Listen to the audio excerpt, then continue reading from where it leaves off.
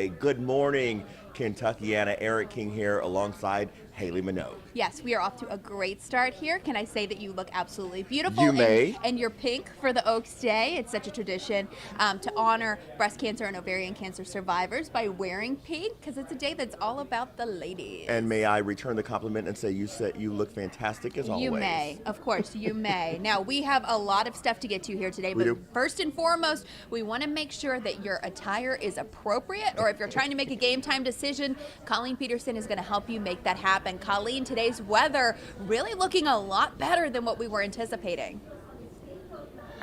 You know, it is Friday morning and today is a day for the girls, and I have a great update for you. Yesterday we were talking about the chance of seeing showers. That's gone. There's no chance of rain in that forecast. You can see the thoroughbreds and also fillies are out here warming up this morning. It's a little chilly, but the track is going to stay dry today and tomorrow. So put that in mind when you're throwing down your bets. Let's talk about right now. We have some dark skies just being lit up right now, right before sunrise, about 40 minutes away. Temperatures are hovering right around the mid 50s, cooling off to the low to mid 50s in a few spots here.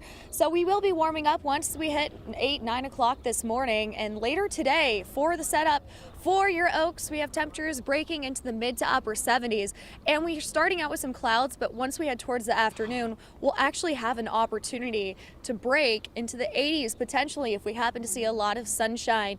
Now tomorrow we are expecting those clouds to build, but look at this forecast model. Can't get better than this when we're talking about no chance of rain in that forecast for Oaks and the Kentucky Derby. I will talk about the temperatures you can expect for the Kentucky Derby coming up here shortly. Eric, Hayley.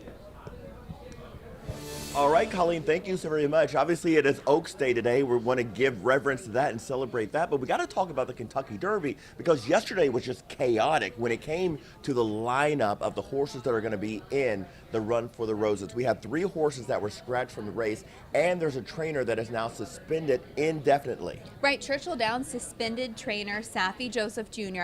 after the unusual and sudden deaths of 2 of his horses, Parents' Pride and Chasing Artie. Now this is kind of unprecedented for Derby Week to have all of these changes in this, lineup. All of the standbys are now in the Right. Derby because Continuar's trainer has decided to pull him out of the Derby as well. Continuar was the 50-1 long shot out of Japan. His trainer felt the 3-year-old's fitness wasn't where it needed to be to run in the Derby.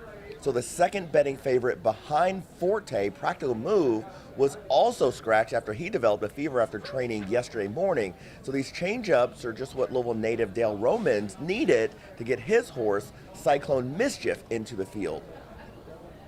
Cyclone Mischief has been at 21 all week, and we're just waiting on somebody to scratch. Well, finally this afternoon, the horse came out. We get to draw in. We get a chance to win the race from the also eligibles like last year. It opens it up for us to come in, and I think we're going to run well.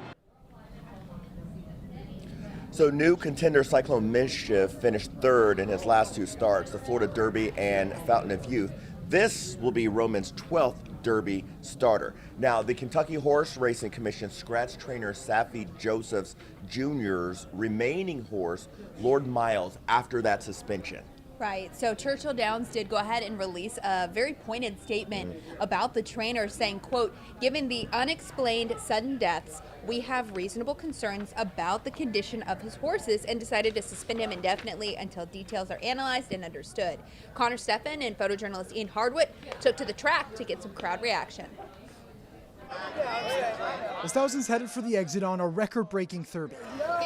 Unknown to most, the stakes in Saturday's Run for the Roses were drastically changing. I was really shocked that he was having any problems with it. It wasn't the crowds, but the moves made by Churchill Downs to suspend Miami-based trainer Safi Joseph Jr. that had everyone talking. He's a good trainer.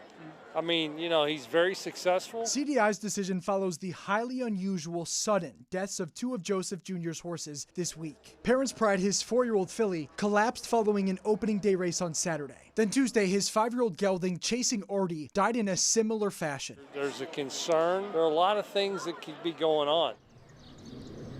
We went to see if Joseph Jr. could answer some of those questions. By the time we got to his Churchill barn just after the final Derby race, he was gone, though his horses and trainer team were still there. Joseph Jr. spoke to us Wednesday morning about the two deaths and had this to say. I don't think it's bad fortune. It's not about that. To happen twice, it's not. I mean, we're going to see. Joseph Jr. isn't the only trainer to lose a horse this week. Two other horses sustained musculoskeletal injuries from which they could not recover. But given the unexplained circumstances surrounding Joseph's horses, the Kentucky Horse Racing Commission supports the move, saying the investigation is ongoing into the unusual circumstances surrounding these tragic fatalities. Connor Steffen, WHAS 11, on your side. So a lot of conversation has been had about the suspension and the scratching, but Churchill Downs was very aggressive getting out in front of this. And their back was against the wall. You cannot sit back and risk having another horse go down on the track if you think for a second that there's an issue going on inside one of the barns. So again, that's one of those things that a lot of people are going to have something to say about for the coming weeks and months even.